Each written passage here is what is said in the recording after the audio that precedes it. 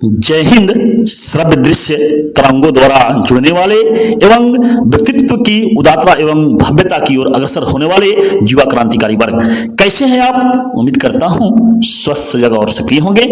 आपकी सजगता एवं सक्रियता आपके लिए एवं आपके परिवार, समाज एवं राष्ट्र के लिए बहुत ही महत्वपूर्ण साबित हो, इसी उम्मीद रूपी नौका पर सवार होकर तथ्यों के महासागर में तथ्य तरंग के अंतर्गत हार्दिक स्वागत करते हुए आज उस महत्वपूर्ण भाग से जुड़ते हैं जो कि जीएस अर्थात सामान्य ज्ञान के तहत विज्ञान विषय से संबंधित है। जंतु विज्ञान से संबंधित महत्वपूर्ण तथ्य है जो कि है कोशिका से संबंधित तथ्य। तो आइए अविलंब इससे संबंधित महत्वपूर्ण तथ्य से जुड़ते हैं। कोशिका के संदर्भ में जो तथ्य है वो ये है कि कोशिका का अध्ययन साइटोलॉजी कहलाता है। कोशिका प्रत्येक जीवधारी की संरचनात्मक तथा क्रियात्मक इकाई है। प्रत्येक जीवधारी का शरीर कोशिका से मिलकर के बना होता है और इस कोशिका के द्वारा ही शरीर का निर्माण होता है। सर्वप्रथम कोशिका की खोज करने वाले वैज्ञानिक का नाम रॉबर्ट हुक है, जिन्होंने 1665 ईस्वी में इसकी खोज की, किंतु इन्होंने मृत कोशिका की खोज की थी। इन्हें फादर ऑफ साइटोलॉजी भी कहा जाता है। मृत कोशिकाओं को नेफ्रोसिस कहते हैं। रॉबर्ट ब्राउन ने अपनी कोशिका से संबंधित खोजों का वर्णन माइटोग्राफिया नामक पुस्तक में बड़े ही सुंदर ढंग से किया है।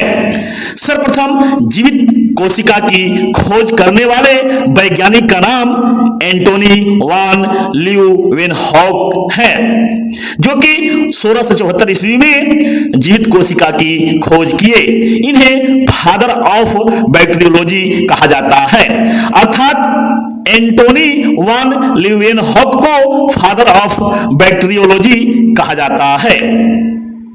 अगला तथ्य है कि सबसे छोटी कोशिका माइक्रोप्लाज्मा की होती है। सबसे छोटी कोशिका किसकी होती है? तो उत्तर होगा सबसे छोटी कोशिका माइक्रोप्लाज्मा की होती है। जहां तक सबसे बड़ी कोशिका की बात है तो इस संदर्भ में तथ्य है कि सबसे बड़ी कोशिका शुतुरमुर्ग के अंडे की होती है। यदि सबसे लंबी कोशिका की बात करें तो इस संदर्भ में तथ्य है कि सबसे लंबी कोशिका तंत्र या स्नायु कोशिका की होती है। मानव में सबसे बड़ी कोशिका के संदर्भ में तथ्य है कि सबसे बड़ी कोशिका ओवम अर्थात अंडाणु की होती है और सबसे छोटी कोशिका स्पर्म यानी शुक्राणु की होती है। तंत्रिका तंत्र में किसी भी प्रकार का विभाजन नहीं होता है, अतः यह क्षतिग्रस्त कोशिका को ठीक नहीं कर सकता। इसी कारण अर्थात इसी वजह से सर में चोट लगने से शीघ्र ही मृत्यु हो जाती है। सबसे तेजी से कोशिका विभाजन जिस भाग में होता है वह लीवर है। यह अपने में क्षतिग्रस्त कोशिकाओं को स्वतः ही ठीक कर सकती है। अब चलते हैं कोशिका के अंग की तरफ। कोशिका मुख्य रूप से इसके जीवद्रव्य में है। जो कोशिका के अंग हैं वे जीवद्रव्य हैं और इसके अंदर कोशिका जो भित्ति होती है, कोशिका दो प्रकार की होती है, जो कि कोशिका द्रव्य अर्थात कोशिका द्रव्य के साथ साथ केंद्रिका द्रव्य, यानी जो कोशिका के अंदर जीव द्रव्य होते हैं, प्रोटोप्लाज्म है, वह दो प्रकार का होता है, जो कि 80% उसमें जल का भाग होता है। अर्थात जीव द्रव्य में, प्रोटोप्लाज्म में 80% जल ही होता है। यह जीव द्रव्य दो प्रकार का होता है, कोशिका द्रव्य और केंद्रिका द्रव्य।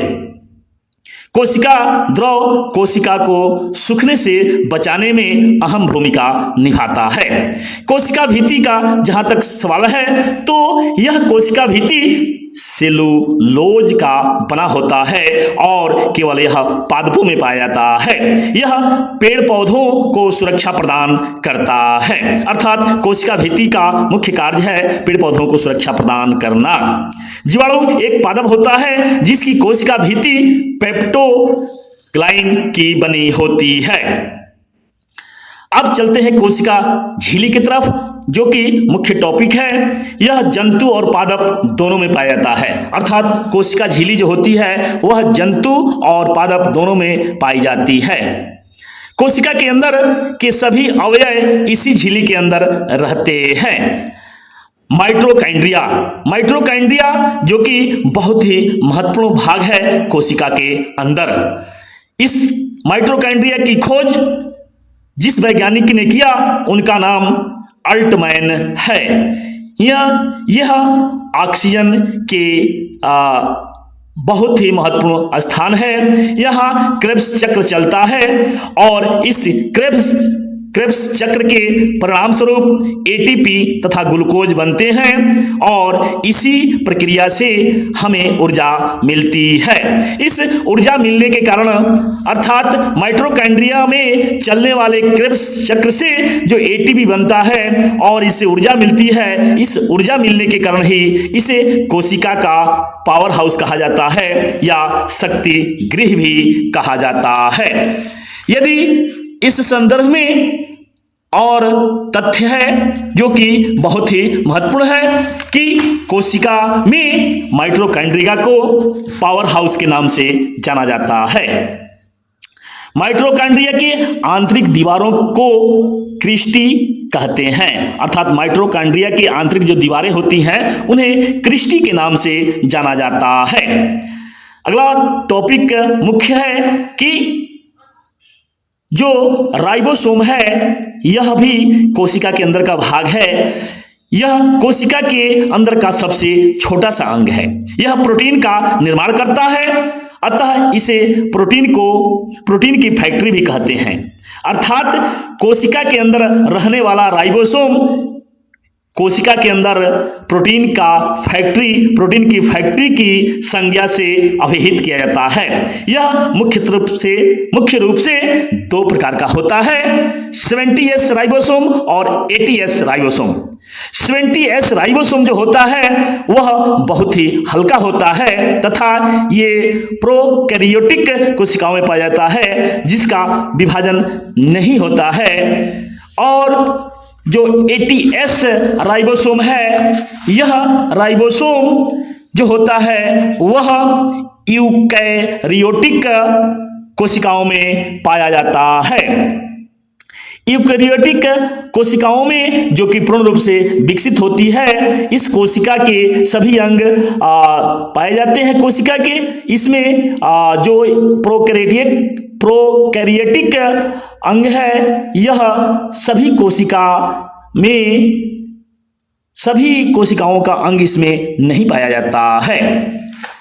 अर्थात जो राइबोसोम के दो भाग हैं, 70S राइबोसोम और 80S राइबोसोम, दोनों में मुख्य अंतर यह है कि 70S राइबोसोम हल्का होता है जो प्रोकैरियोटिक कोशिकाओं में पाया जाता है और 80S राइबोसोम थोड़ा भारी होता है जो यूकैरियोटिक कोशिकाओं में पाया जाता है। प्रश्न आता है कि प्रोकैरियोटिक्स कोशिका और यूकैरियोटिक्स कोशिका क्या है। तो कोशिका के दो भाग हैं जिनमें पहला भाग प्रोकैरियोटिक कोशिका है जो अविकसित होती है और दूसरा भाग यूकैरियोटिक कोशिका है जो कि विकसित होती है। यह पादप और जंतु दोनों में पाई जाती है। प्रोकैरियोटिक कोशिका में राइबोसोम जो होता है 70S राइबोसोम पाया जाता है और इसमें विशेष रूप से अंगों का अभाव होता है। और यूकैरियोटिक जो कोशिका होती है इसमें 80S राइबोसोम पाया जाता है। इसमें कोशिका के सभी अंग पाए जाते हैं। पादप कोशिकाओं का आकार चौकोर होता है। इसके अंदर सबसे बड़ा अंग प्लास्टिड कहलाता है। इस प्रकार इसी यूकैरियोटिक कोशिका में क्लोरोफिल पाया जाता है और रसधानी भी इसका बड़ा होता है। अर्थात यूकैरियोटिक कोशिका का जो रसधानी होता है वह बहुत ही बड़ा होता है। जहाँ तक रसधानी की बात है तो रसधानी का संदर्भ कोशिका के अंदर जल को संचित करके रखने से संबंधित है, जो कि पादप कोशिकाओं में यह बहुत बड़ा होता है, परंतु जंतु कोशिकाओं में यह छोटा होता है। अब अगला टॉपिक जो महत्वपूर्ण है वह है सेंट्रोसोम, जो कि कोशिका के विभाजन में यह भाग लेता है। यह कोशिका विभाजन करता है, यह मस्तिष्क में नहीं पाया जाता, जिस कारण तंत्रिका कोशिका में विभाजन नहीं होता है, यह केवल जंतु कोशिका में पाया जाता है। अर्थात सेंट्रोसोम केवल जंतु कोशिका में ही पाया जाता है। लाइसोसोम जो बहुत ही महत्वपूर्ण तथ्य है, फैक्ट्स है। लाइसोसोम यह कोशिका के अंदर पाचन का कार्य मुख्य रूप से करता है। इसके अंदर जल अपघटक पाया जाता है। कोशिका के जहाँ तक विशिष्ट महत्वपूर्ण तथ्य से संबंधित बात है, तो इस संदर्भ में इस लाइसोसोम को आत्महत्या की थैली या एटम बम के नाम से भी जाना जाता है, क्योंकि कोशिका के अंदर का कोई अंग यदि काम नहीं करता है तो यह उस अंग को नष्ट कर देता है। जब पूरी कोशिका कार्य नहीं करती है तो यह कट जाता है। जब पूरी कोशिका कार्य नहीं करती है तो यह कट जाता है, जिससे पूरी कोशिका ही नष्ट हो जाती है। अर्थात इस तरह से यह पूरी आत्महत्या की थैली के रूप में सामने आता है, जिसे एटम बम भी कहा जाता है। अर्थात लाइसोसोम को आत्महत्या की थैली या एटम बम के नाम से जानते हैं। इसकी खोज डी डुवे ने किया था। अर्थात लाइसोसोम की खोज डी डुवे ने किया था। आरबीसी के अंदर लाइसोसोम नहीं पाया जाता है, अतः आरबीसी मरने के बाद एस्प्लीन अर्थात प्लीहा में पाया जाता है, जिस कारण एस्प्लीन को आरबीसी का कब्र भी कहा जाता है। अर्थात एस्प्लीन जो होता है वह आरबीसी का कब्र स्थान है।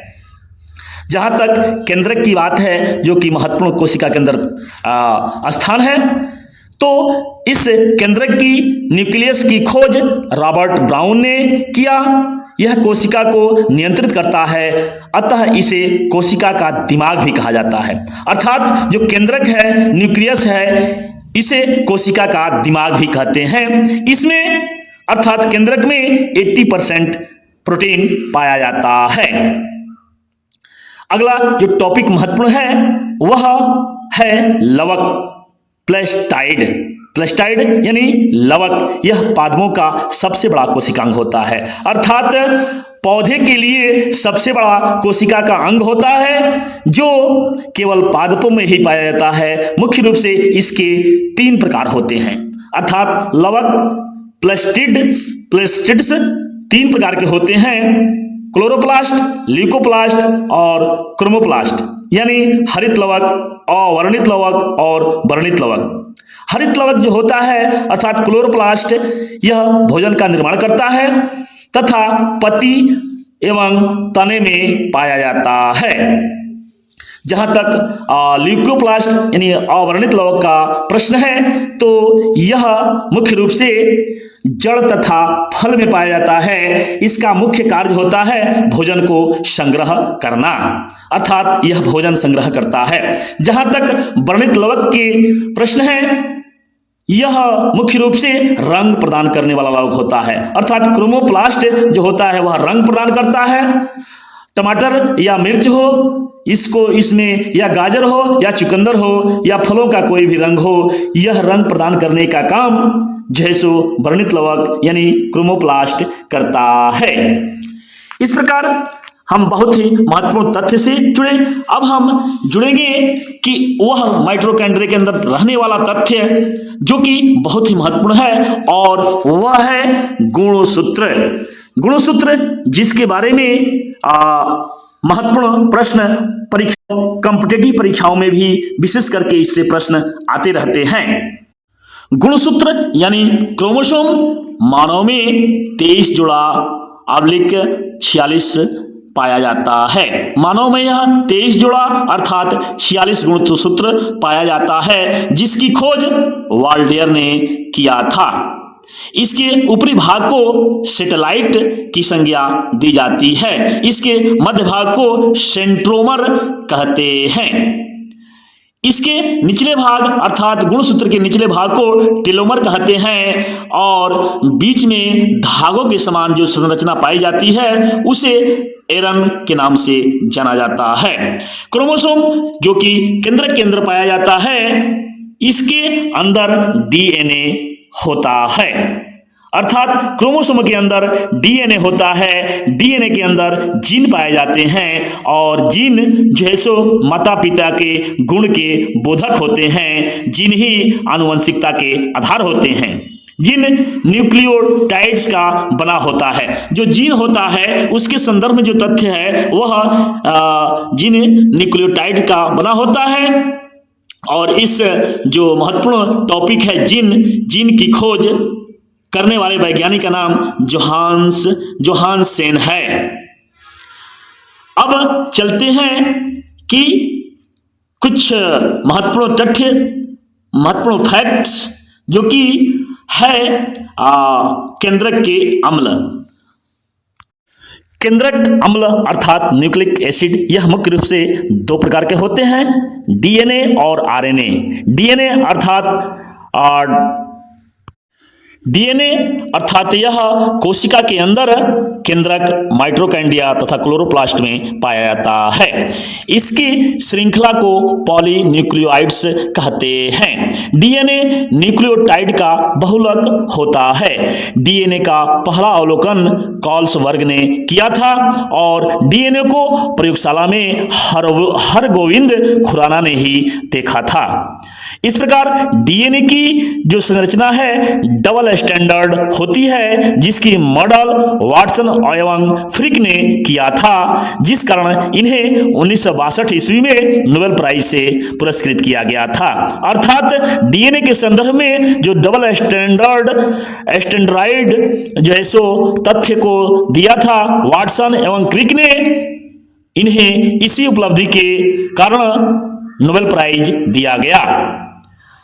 इस तरह से मुख्य रूप से जो डीएनए है यह हमारे आनुवंशिक गुणों का वाहक होता है। इसका मुख्य कार्य है आनुवंशिक गुणों का वहन करना। डीएनए अनुक्रम में जीन को चिन्हित करने की प्रक्रिया को एनोटेशन कहते हैं।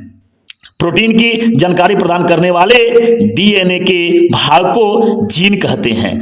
अर्थात प्रोटीन की जानकारी प्रदान करने वाले डीएनए के भाग को जीन कहते हैं और जीन जो है सो आनुवंशिक गुणों के रूप में महत्वपूर्ण भूमिका निभाते हैं।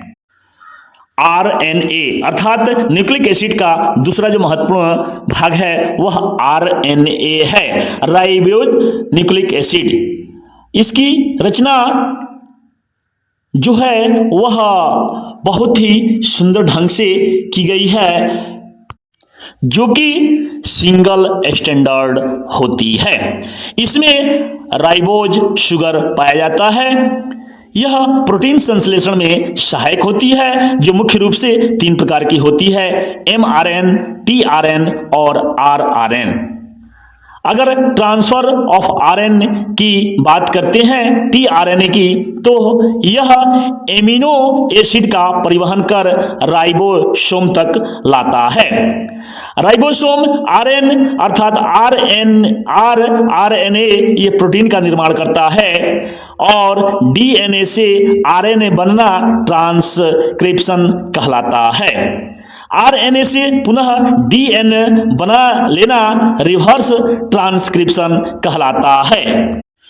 अगला जो टॉपिक मुख्य है वह है कोशिका विभाजन, अर्थात कोशिका के तहत कोशिका जो विभाजन होता है यह महत्वपूर्ण टॉपिक है। एक कोशिका का टूटकर 2 या अधिक कोशिका का निर्माण कर लेना ही कोशिका विभाजन कहलाता है। अर्थात कोशिका के विभाजन के संदर्भ में जो तथ्य है यह कोशिका विभाजन जो होता है, इस कोशिका को, इस प्रवृत्ति के कारण मदर सेल कहा जाता है। तथा विभाजन के बाद बनने वाली जो नई कोशिका होती है वह डॉटर सेल कहलाती है। जिस कोशिका का विभाजन होता है उसे मदर सेल कहते हैं और विभाजन के बाद जो कोशिका बनती है उसे डॉटर सेल कहा जाता है। जंतु कोशिका में विभाजन, जंतुओं में कोशिका विभाजन होता है और पादपों में भी कोशिका विभाजन होता है। इस तरह से दोनों में विभाजन की प्रक्रिया थोड़ी सी अलग अलग होती है। जंतुओं में कोशिका विभाजन सेंट्रोसोम करता है, जबकि पादपों में कोशिका विभाजन सेल प्लेट के द्वारा होता है। कोशिका विभाजन मुख्य रूप से 3 प्रकार के होते हैं। पहला है असूत्री विभाजन, दूसरा है समसूत्री विभाजन और तीसरा है अर्धसूत्री विभाजन। इस प्रकार 3 प्रकार के कोशिका विभाजन होते हैं। अब हम उन प्रश्नों की तरफ चलते हैं जो कि इस कोशिका के टॉपिक से परीक्षाओं में आए हुए हैं, जिसे आईएएस, बीपीएससी और यूपीएससी परीक्षाओं में, उत्तराखंड झारखंड में पीसीएससी परीक्षाओं में, एमपीपीसीएस में जो क्वेश्चन आए हुए हैं वे क्वेश्चन इस कोशिका के भाग से जुड़े हुए हैं। उन प्रश्नों को देखते हैं कि पहला जो प्रश्न है कि नाभि के अलावा कोशिका के किस कोशिकांग में डीएनए होता है? उत्तर है माइटोकॉन्ड्रिया। अगला प्रश्न है कि सौर ऊर्जा एटीपी में बदलती है क्लोरोप्लास्ट के अंदर, अर्थात सौर ऊर्जा ओटीपी में क्लोरोप्लास्ट के अंदर बदलती है। अगला प्रश्न है कि कौन सा कथन एक प्रमुख रूप से सही है? वह है कि विषाणु सम एकल तंतु आरएनए अणु से बने होते हैं। विषाणु सम एकल तंतु आरएनए के अणु से बने होते हैं। अगला प्रश्न है कि साधारण मानव में गुणसूत्र कितने होते हैं? उत्तर है 46 गुणसूत्र होते हैं, जो कि यूपीपीसीएस में आया हुआ प्रश्न है। और मानव शरीर की कोशिकाओं में पाए जाने वाले गुणसूत्र के जोड़े कितने होते हैं? उत्तर है 23, जो कि उत्तराखंड पीसीएस में पूछा गया है। जीवों में अत्यधिक विविधता का कारण क्या है? उत्तर है उत्परिवर्तन। अगला प्रश्न है कि किस में लिंग सूत्र नहीं होते? किस जीव में लिंग गुणसूत्र नहीं होते? उत्तर है छिपकली में। अगला प्रश्न है कि पादप कोशिका जंतु कोशिका से किस प्रकार भिन्न होती है? तो इसका उत्तर है कि पादप कोशिका जंतु कोशिका से कोशिका भित्ति के आधार पर भिन्न होती है, जो कि यूपीपीसीएस में प्रश्न आया हुआ है। अगला प्रश्न है जंतु कोशिका में क्या अनुपस्थित रहता है? जंतु कोशिका में क्या अनुपस्थित रहता है? उत्तर है सेल्यूलोज की कोशिका भित्ति अनुपस्थित रहती है, जो कि एमपीपीसीएस में आया हुआ है। अगला प्रश्न है कि जैव कोशिका का कौन सा भाग पावर हाउस कहलाता है? जैव कोशिका का माइटोकॉन्ड्रिया पावर हाउस कहलाता है, जो एमपीपीसीएस में प्री में आया हुआ प्रश्न है। निम्नलिखित कौन सा कोशिकांग को कोशिका का पावर हाउस कहते हैं? माइटोकॉन्ड्रिया को, जो कि यूपीपीसीएस मेंस में आया हुआ प्रश्न है। कोशिका का शक्ति स्रोत माइटोकॉन्ड्रिया है, यह बीपीएससी में आया हुआ प्रश्न है। प्लाज्मा झिल्ली क्या होती है? प्लाज्मा झिल्ली प्रोटीन से तथा लिपिड से बनी हुई होती है। प्रोटीन संश्लेषण में किस कोशिकांग में किनकी भूमिका अधिक होती है? तो अंतःद्रव्यी जालिका में राइबोसोम की भूमिका अधिक होती है। मानव शरीर के किस अंग में लसिका कोशिकाएं बनती हैं?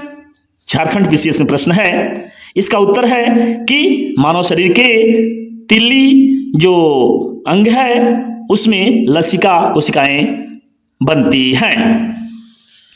अगला प्रश्न है कि कौन सा कथन है जो कोशिकाओं के प्रत्यारोपण के संदर्भ में असत्य है?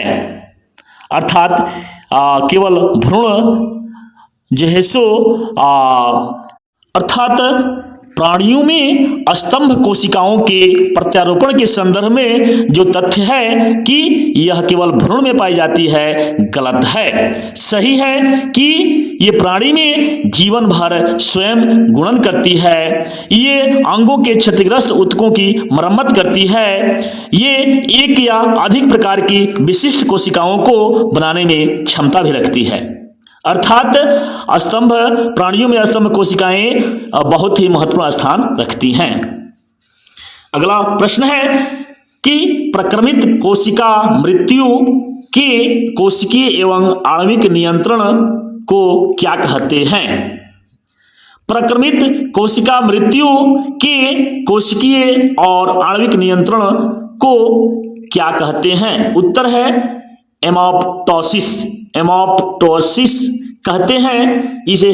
यह आईएएस प्री एग्जाम में आया हुआ प्रश्न है। हमारे तंत्र में अधिकतम एटीपी अणुओं को उत्पन्न करने वाला पद है क्रेब्स चक्र। अर्थात क्रेब्स चक्र के द्वारा हमारे तंत्र में अधिकतम एटीपी अणु उत्पन्न होते हैं। यह आरटीएस आरएस प्री एग्जाम में आया हुआ प्रश्न है। किसकी कोशिका में कोई एंजाइम नहीं पाया जाता है? बहुत ही महत्वपूर्ण प्रश्न है कि किसकी कोशिका में कोई एंजाइम नहीं पाया जाता है। वह है विषाणु अर्थात वायरस में कोई एंजाइम नहीं पाया जाता है। यह बीपीएससी की प्रश्न है जो कि बीपीएससी परीक्षा में आया हुआ है। अगला प्रश्न है कि कोशिका का शक्ति स्रोत कौन है?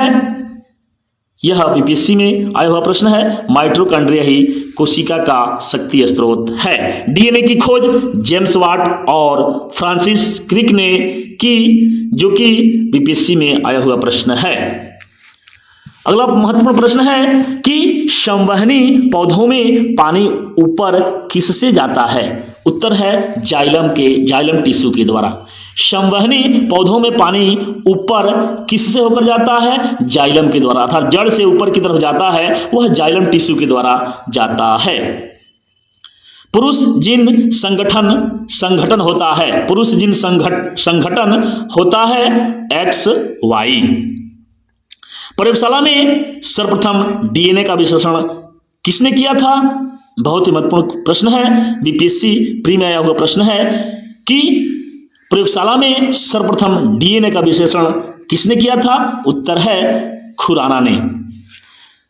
अगला जो महत्वपूर्ण प्रश्न है कि तना काट आमतौर पर किसके प्रवर्धन के लिए प्रयोग किया जाता है?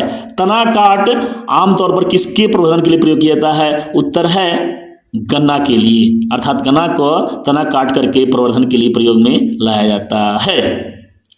80% से अधिक सेल से पाए जाने वाले पदार्थ क्या हैं? 80% से अधिक सेल से पाए जाने वाले पदार्थ जल है। मानवों की पहचान को सुनिश्चित करने के लिए जैव प्रौद्योगिकी आधारित अत्याधुनिक तकनीकी को काम में लाया जाता है। यह डीएनए फिंगरप्रिंटिंग। इस प्रकार जंतु और पादप में नई कोशिका का निर्माण किसके द्वारा होता है? किस विभाजन से? पूर्व में स्थित कोशिकाओं के विभाजन से ऐसा संभव होता है। पौधों में प्रकाश संश्लेषण के लिए आवश्यक प्रकाशीय ऊर्जा को किस लवक द्वारा संचित किया जाता है? बहुत ही महत्वपूर्ण प्रश्न है जो कि परीक्षा में आया हुआ है कि पौधों में प्रकाश संश्लेषण के लिए आवश्यक प्रकाशीय ऊर्जा को किस लवक द्वारा संचित किया जाता है? उत्तर है हरित लवक के द्वारा। मानव शरीर के किस कोशिकांग में प्रोटीन का विश्लेषण या संश्लेषण होता है? प्रश्न है कि मानव शरीर के किस कोशिकांग में प्रोटीन का संश्लेषण होता है? उत्तर है कि राइबोसोम में प्रोटीन का संश्लेषण होता है। जैव कोशिका में क्या अनुपस्थित रहता है? उत्तर है सेलुलोज की कोशिका भित्ति जैव कोशिका में अनुपस्थित रहती है। डीएनए की श्रृंखला बंधी होती है हाइड्रोजन बंध से, अर्थात डीएनए जो होता है उसकी श्रृंखला हाइड्रोजन बंध से बंधी हुई रहती है। डीएनए एक बहुलक है, डीएनए एक बहुलक है न्यूक्लियोटाइडस का, न्यूक्लियोटाइडस का बहुलक है। इस प्रकार आप इस जंतु विज्ञान के तहत कोशिका के महत्वपूर्ण टॉपिक से जुड़े रहे और ये ज्ञान आपको अहम भूमिका निभाए आपके लक्ष्य प्राप्ति में, आपकी तैयारी में। इसी उम्मीद के साथ अगले वीडियो तक के लिए हम पुनः मिलते हैं। तब तक के लिए जय हिंद।